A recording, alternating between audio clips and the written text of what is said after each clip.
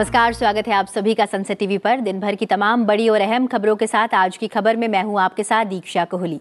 अगले आधे घंटे में होंगी देश और दुनिया की तमाम बड़ी खबरें, राज्यों की सुर्खियों और मौसम के हाल पर भी डालेंगे नजर। आइए शुरुआत करते हैं हेडलाइंस के साथ।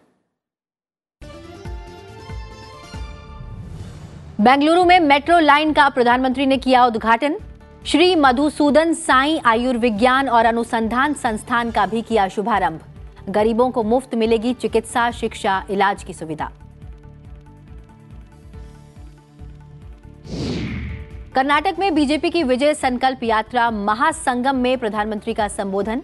डबल इंजन की सरकार बनाने का आह्वान। कांग्रेस ने 142 उम्मीदवारों की पहली सूची की जारी।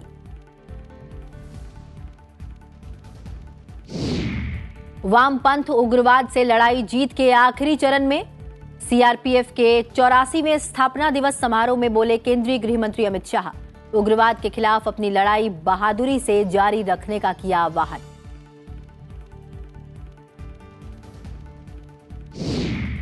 लोकसभा सदस्यता जाने पर राहुल गांधी का बयान। कहा, संसद में रहूं या बाहर, लोकतंत्र के लिए लड़ता रहूंगा। बीजेपी ने मामले को तूल देने को बताया कांग्रेस का चुनावी पैंतरा। और महिला विश्व मुक्केबाजी चैंपियनशिप में भारतीय खिलाड़ियों का शानदार प्रदर्शन। मुक्केबाज नीतू गंघास ने 48 किलोग्राम में जीता गोल्ड। स्वीटी बुरा की स्वर्ण पदक पर नजर।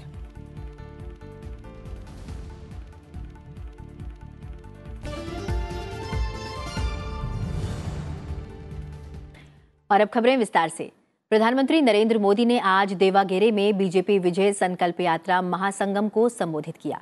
उन्होंने कहा कि विजय संकल्प यात्रा के दौरान बीजेपी को मिला जनता का भरोसा और समर्थन जोरदार है। उन्होंने आरोप लगाया कि हर चुनाव में कांग्रेस झूठी गारंटी का थैला लेकर घूमती है। प्रधानमंत्री नरेंद्र मोदी ने कहा कि कर्नाटक ने अवसरवादी और स्वार्थी गठबंधन की सरकारों का लंबा दौर देखा है। ऐसी सरकारों से कर्नाटक को हमेशा नुकसान हुआ है। इसलिए कर्नाटक के तेज विकास के लिए बीजेपी की पूर्ण बहुमत की स्थिर सरकार बहुत जरूरी है। प्रधानमंत्री ने कहा कि बीजेपी कर्नाटक को भारत के विकास की उभरती ताकत बनाना चाहती है, जबकि कांग्रेस राज्य को अपने नेताओं के लिए एटीएम बनाना चाहती है। उन्होंने कहा कि हाल ही में मिले नतीजों से साफ दिख रहा है कि डबल इंजन सरकार की धमाकेदार वापसी का फैसला कर्नाटक ने कर लिया है। हुबली धारवाड़ में इलेक्ट्रॉनिक मैन्युफैक्चरिंग क्लस्टर प्रोजेक्ट के लिए भी केंद्र सरकार ने स्वीकृति दी है। इससे भी हजारों नए रोजगार बनेंगे। अब जब कर्नाटका का इंफ्रास्ट्रक्चर आधुनिक हो रहा है, तो खेती से लेकर सर्विस सेक्टर और मैन्युफैक्चरिंग सेक्टर तक हर इंडस्ट्री का विस्तार होने वाला है। ट्रेडिशन और टेक्नोलॉजी से समृद्ध कर्नाटका में भाजपा सरकार की वजह से युवाओं के लिए अनंत अवसर बन रहे हैं।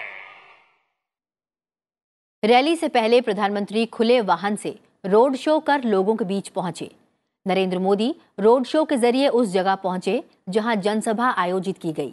उनके साथ मुख्यमंत्री बसवराज बोम्मई, पूर्व मुख्यमंत्री बीएस येदियुरप्पा और प्रदेश अध्यक्ष नलिन कुमार कटील भी खुले वाहन से पहुंचे। प्रधानमंत्री नरेंद्र मोदी ने आज कर्नाटक के चिक्काबल्लापुर में श्री मधुसूदन साई चिकित्सा विज्ञान और अनुसंधान संस्थान का उद्घाटन किया। इस मौके पर प्रधानमंत्री ने कहा कि बीते 9 सालों में भारत में भी स्वास्थ्य सेवाओं को लेकर बहुत ईमानदारी से, बहुत कुशलता से कार्य करने का प्रयास किया गया है। प्रधानमंत्री ने कहा कि देश में मेडिकल एजुकेशन से जुड़े अनेक रिफॉर्म किए गए हैं। उन्होंने कहा कि हमारा प्रयास भारत के हेल्थ केयर इंफ्रास्ट्रक्चर को बढ़ाने का रहा है। हमने गरीब मिडिल क्लास के आरोग्य को प्राथमिकता दी है। हमने देश में सस्ती दवाओं की दुकानों, जन औषधि केंद्र खोले हैं। गरीबों के हित में काम करने वाली हमारी सरकार ने कन्नड़ सहित सभी भारतीय भाषाओं में मेडिकल की पढ़ाई का विकल्प दिया है। लंबे समय तक देश में ऐसी राजनीति चली है जहां पे गरीबों को सिर्फ वोट बैंक समझा गया है। भाजपा सरकार ने गरीब की सेवा को अपना सर्वोच्च कर्तव्य माना है। सशक्त जवाब है, संकल्प से भरा जवाब है, सिद्धियां प्राप्त होने की ताकत वाला जवाब है, और वो जवाब है सबका प्रयास।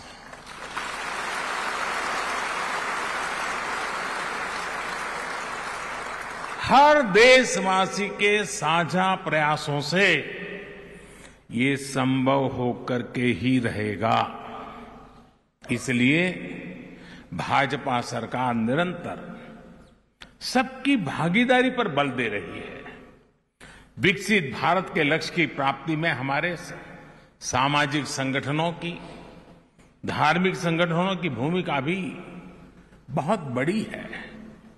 कर्नाटका में तो संतों, आश्रमों, मठों की महान परंपरा रही है।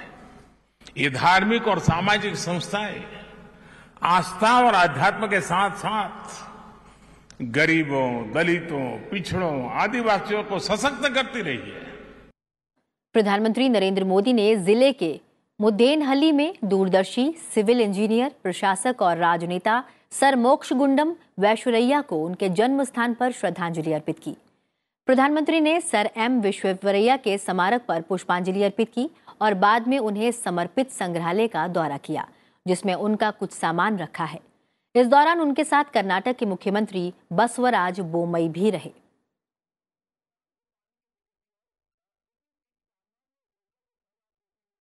प्रधानमंत्री नरेंद्र मोदी ने व्हाइटफील्ड से कृष्णराजपुरा तक 13.71 किलोमीटर लंबी मेट्रो लाइन का उद्घाटन किया। 4,249 करोड़ रुपए की लागत से बनी इस लाइन पर 12 मेट्रो स्टेशन हैं। ये बैरापनहली से व्हाइटफील्ड तक चल रहे ईस्ट वेस्ट कॉरिडोर के पूर्वी हिस्से का विस्तार है। इस चरण में 15.81 किलोमीटर लंबी लाइन बननी है, जिसमें से आरकेपुरम से व्हाइटफील्ड तक 13.71 किलोमीटर लंबे हिस्सा का उद्घाटन किया गया है। इस लाइन के शुरू होने से इस रास्ते पर यात्रा समय करीब 40% की कमी आएगी और सड़कों पर जाम भी कम होगा। बेंगलुरु मेट्रो की ये नई लाइन आईटी पार्कों, निर्यात प्रमोशन औद्योगिक क्षेत्रों, मॉल, अस्पतालों और विभिन्न फॉर्च्यून 500 कंपनियों में काम करने वाले बेंगलुरु वासियों के लिए मददगार होगी। बीईएमएल के खरीदी गई 6 कोच वाली 5 ट्रेनें इस रूट पर चलेंगी और अन्य ट्रेनों को बैकअप के रूप में रखा गया है। मेट्रो लाइन का उद्घाटन करने के बाद प्रधानमंत्री ने मेट्रो ट्रेन की सवारी की और इस दौरान बेंगलुरु मेट्रो रेल के कर्मचारियों, इसके निर्माण कार्य में लगे मजदूरों और छात्रों से बातचीत भी की। किसी भी सामान्य यात्री की भांति मेट्रो ट्रेन की सवारी करने के लिए प्रधानमंत्री टिकट खिड़की तक गए और फिर प्रवेश द्वार से स्टेशन में घुसे। प्रधानमंत्री नरेंद्र मोदी ने बेंगलुरु मेट्रो रेल कॉरपोरेशन की प्रदर्शनी का निरीक्षण किया। बेंगलुरु मेट्रो की ये नई लाइन आईटी पार्कों, निर्यात प्रमोशन औद्योगिक क्षेत्रों, मॉल, अस्पतालों और विभिन्न फॉर्च्यून 500 कंपनियों में काम करने वाले 5-6 लाख बेंगलुरु वासियों के लिए मददगार होगी।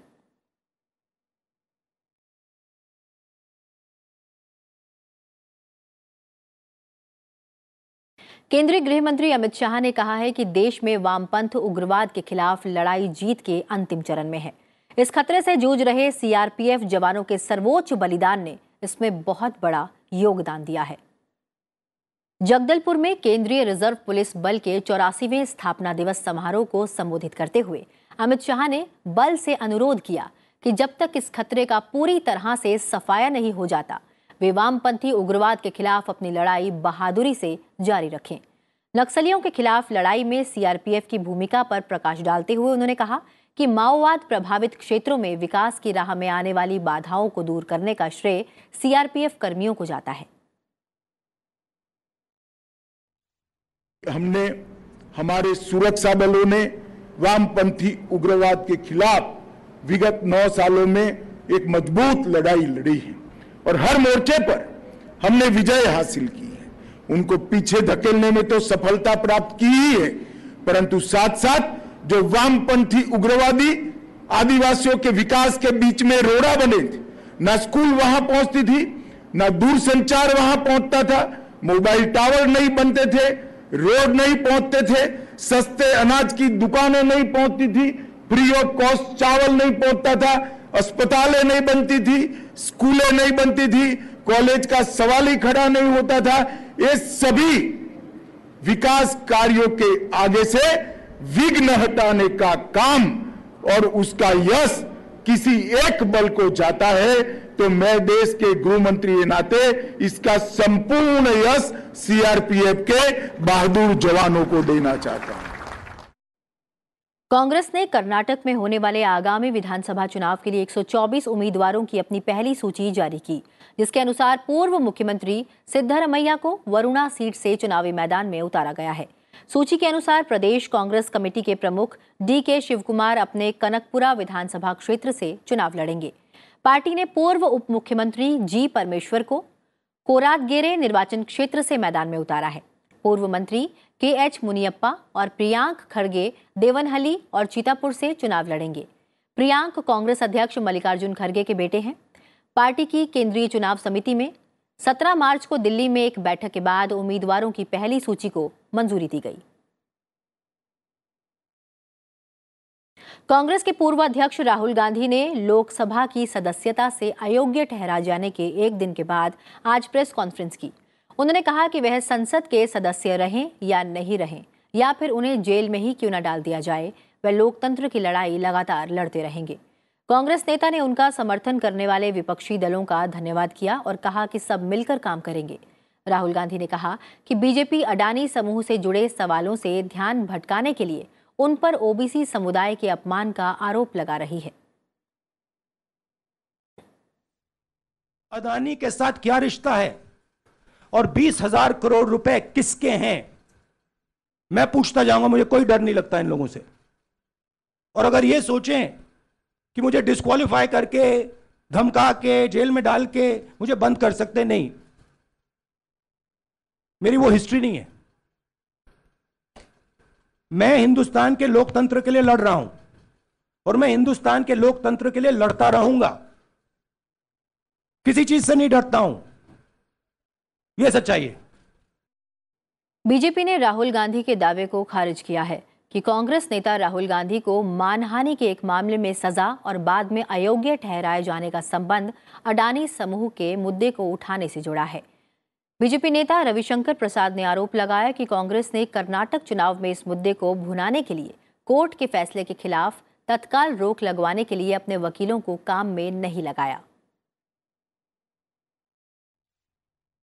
तो ये जो कहा जा रहा है उनको फंसाने की कोशिश की गई है, इसका आज की घटना अडानी प्रकरण से कोई मतलब नहीं है।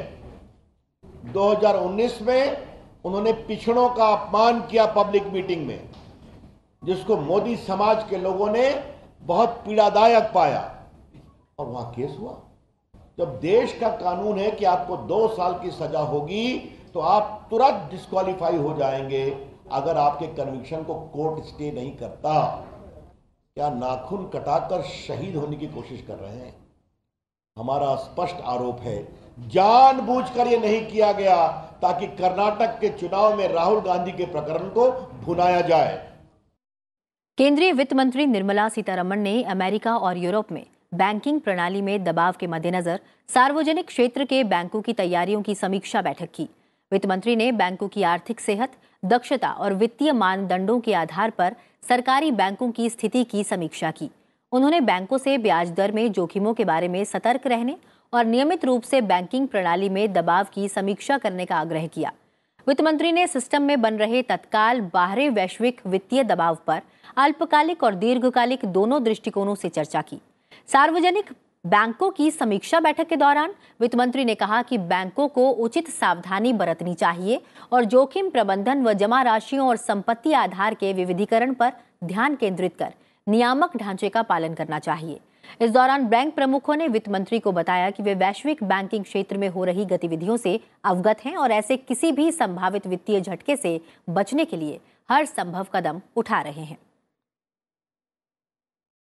बिहार के उप मुख्यमंत्री तेजस्वी यादव नौकरी के बदले जमीन संबंधी कथित घोटाले में पूछताछ के लिए आज सीबीआई के समक्ष पेश हुए। इससे पहले वे 3 तारीखों पर पेश नहीं हुए थे। तेजस्वी यादव करीब 10:30 बजे सीबीआई मुख्यालय पहुंचे और आवश्यक औपचारिकताएं पूरी करने के बाद उन्हें जांच दल के समक्ष ले जाया गया। सीबीआई ने दिल्ली उच्च न्यायालय को पिछले सप्ताह आश्वासन दिया था कि वह तेजस्वी यादव को इस महीने गिरफ्तार नहीं करेगी।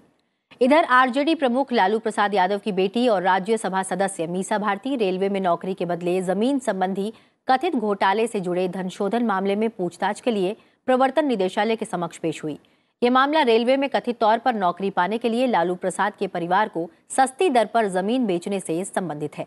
यह मामला उस वक्त का है जब आरजेडी प्रमुख 2004 से 2009 के बीच रेल मंत्री थे। देश में एक दिन में कोविड-19 के 1590 नए मामले सामने आए हैं, जो पिछले 146 दिन में सबसे अधिक है। वहीं उपचाराधीन मरीजों की संख्या बढ़कर 8601 हो गई है। संक्रमण की दैनिक दर 1.33% दर्ज की गई है, जबकि साप्ताहिक संक्रमण दर 1.23% दर्ज की गई है। उपचाराधीन मरीजों की संख्या संक्रमण के कुल मामलों का 0.02% है, जबकि कोविड-19 से स्वस्थ होने वाले लोगों की दर 98.79% दर्ज की गई है। देशव्यापी कोविड-19 रोधी टीकाकरण अभियान के तहत अभी तक 220.65 करोड़ खुराकें दी जा चुकी हैं।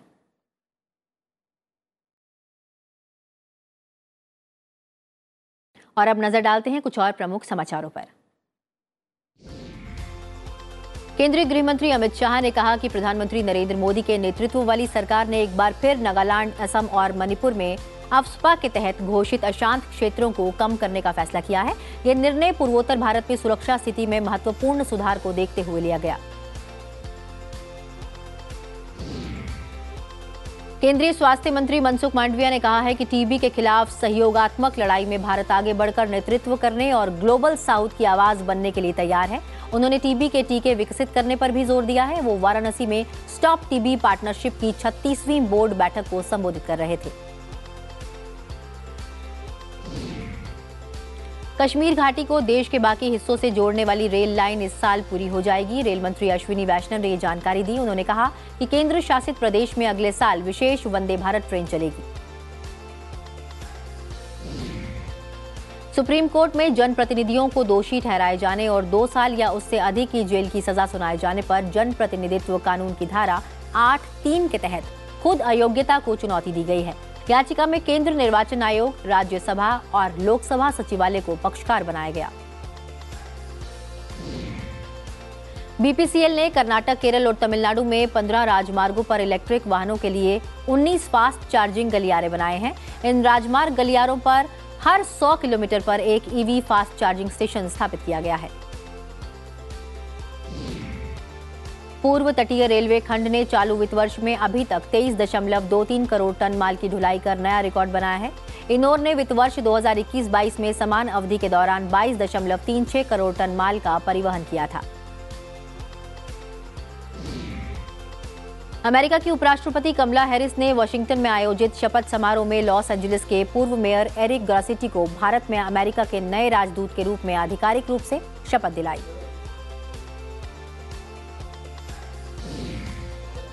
पाकिस्तान की एक अदालत ने आतंकवाद से जुड़े 5 मामलों में पूर्व प्रधानमंत्री इमरान खान को दी गई अग्रिम जमानत की अवधि शुक्रवार को 27 मार्च तक के लिए बढ़ा दी।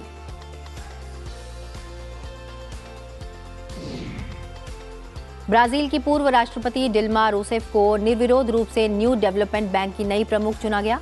डीएनबी ब्रिक्स देशों द्वारा स्थापित एक बहुपक्षीय वित्तीय संस्थान है, जिसे ब्रिक्स बैंक के नाम से भी जाना जाता है।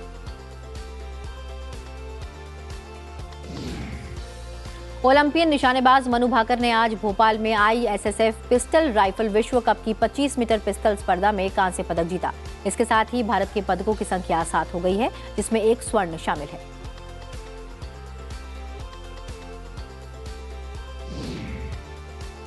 और आज की खबर में वक्त हो चला एक छोटे से ब्रेक का। जल्द हाजिर होंगे, बने रहिए सनसद टीवी के साथ।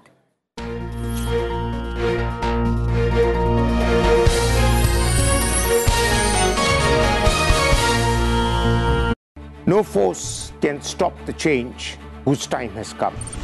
An emerging global power in a fast-changing geopolitical environment. With a goal to modernize, to showcase our defenders who are always battle-ready.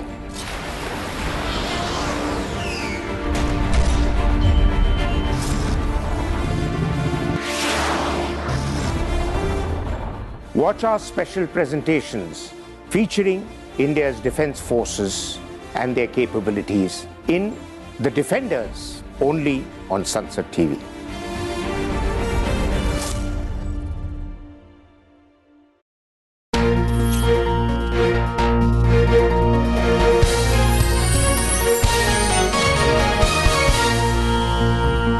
Break के बाद आप सभी का स्वागत है। आप देख रहे हैं आज की खबर। बढ़ते हैं आगे और अब नजर डालते हैं राज्यों से जुड़ी हुई खबरों पर।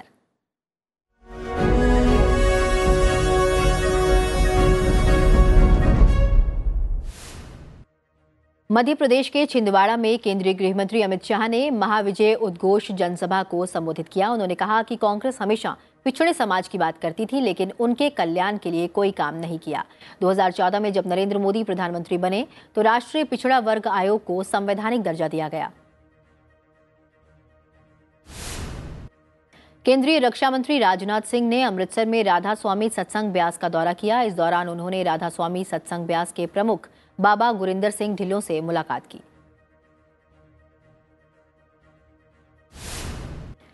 आंध्र प्रदेश विधानसभा ने 2 प्रस्ताव पारित कर केंद्र सरकार से आग्रह किया है कि बोया वाल्मीकि समुदाय को अनुसूचित जनजाति सूची में शामिल किया जाए और ईसाई धर्म अपनाने वाले समुदाय के लोगों को एससी का दर्जा दिया जाए।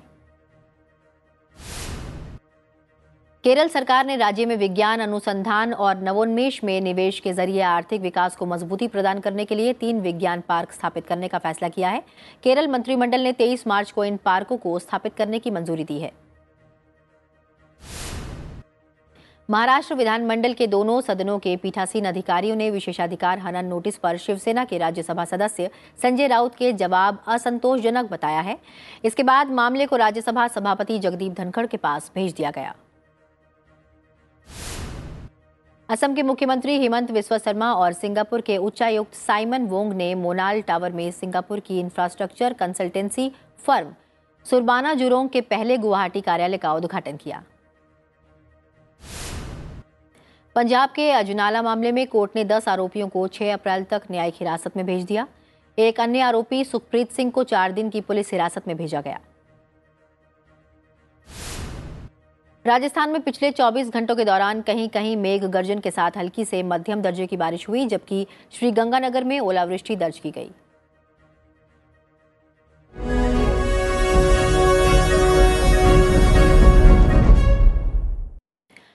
इसरो ने कहा कि ब्रिटेन स्थित संचार कंपनी वनवेब के लिए पृथ्वी की निचली कक्षा में 36 उपग्रहों को प्रक्षेपित करने के वास्ते उल्टी गिनती शुरू हो गई है। ब्रिटेन के नेटवर्क एक्सेस एसोसिएट्स लिमिटेड ने पृथ्वी की निचली कक्षा में 72 उपग्रहों को प्रक्षेपित करने के लिए इसरो की वाणिज्यिक शाखा न्यू स्पेस इंडिया लिमिटेड से करार किया है। वनवेब ग्रुप कंपनी के लिए पहले 36 उपग्रह 23 अक्टूबर 2022 को प्रक्षेपित किए गए थे। वनवेब के अनुसार रविवार का प्रक्षेपण 18वां और इस साल का 3रा प्रक्षेपण होगा तथा इससे पृथ्वी की निचली कक्षा में उपग्रहों के समूह की पहली पीढ़ी पूरी हो जाएगी। इसरो के लिए 2023 का यह दूसरा प्रक्षेपण होगा। दिल्ली में खेली गई महिला विश्व मुक्केबाजी चैंपियनशिप में राष्ट्रमंडल खेलों की स्वर्ण पदक विजेता नीतू गंघास ने 48 किलोग्राम वर्ग में मंगोलिया की लुत्साई खान अल्तासेक्सेंग पर जीत दर्ज की। भारतीय मुक्केबाज ने शानदार प्रदर्शन करते हुए 5-0 से उसे हराकर न्यूनतम वजन वर्ग का स्वर्ण पदक अपने नाम किया। इस जीत से नीतू विश्व चैंपियन खिताब हासिल करने वाली 6ठी भारतीय मुक्केबाज बन गई है। वहीं 81 किलोग्राम वर्ग में स्वीटी बुरा का मुकाबला चल रहा है। स्वीटी का मुकाबला चीन की लीना वांग से हो रहा है।